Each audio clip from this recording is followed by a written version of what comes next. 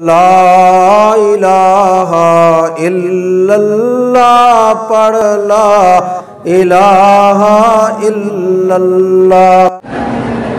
نفلی طواف میں آب زمزم پی کے نام اس طرح نہ پیئے کوئی ضروری نہیں ہے بھئی، زمزم پینا سنت ہے جب پہلی دفعہ آگے آدمی عمرہ کرتا ہے، یہ تو نہیں کہ ہر طواف کے بعد پیئے، ویسے تو جتنا پیو سبحان اللہ۔ کہتے ہیں جی کہ حج کے بعد اپنے نام کے ساتھ حاجی لکھنا بالکل ناجائز ہے، یہ تو ریا ہے، کیوں اپنے آپ کو حاجی لکھو؟ لوگ کہیں تو کہیں، تم تو نہ لکھو نا۔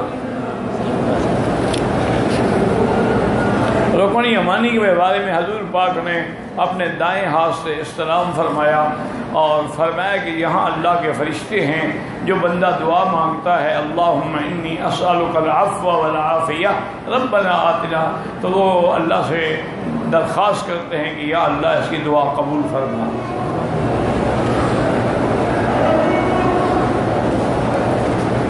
کہتے ہیں جی کہ کلیات امدادیہ میں حاجی صاحب نے یعنی حاجی امداد اللہ صاحب نے لکھا ہے، وہ حاجی امداد اللہ صاحب نے لکھا ہے، حضور پاک نے تو نہیں لکھا نا۔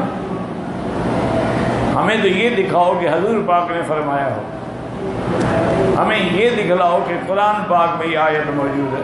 وہ عاشق لوگ تھے، عاشق تو پھر ایسی باتیں کرتے رہتے ہیں۔ آپ نے دیکھا نہیں آج کل کسی لڑکی کا عاشق ہو تو لڑکی اس کو چاند نظر آتی ہے، چاہے وہ کالی سیاہ کیوں نہ ہو۔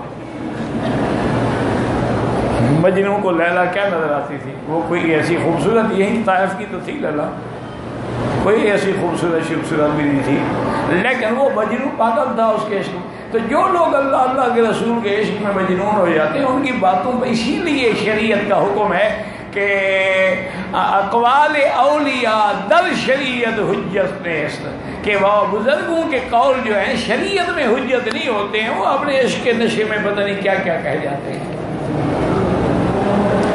اگر لڑکا اور لڑکی ایک ملک میں ہے، دوسرے ملک میں ہے، شادی کرنا چاہتے ہیں، تو وہ لڑکا جو ہے نا کسی کو اپنا وکیل شرعی بنا لے، لکھ کے اس کو بھیج دے کہ آپ میرے شرعی وکیل ہیں، فلاں لڑکی سے جا کے میرا نکاح کر دے، بس ہو جائے۔ باقی ٹیلی فون پہ اعتراض ہے علماء کو۔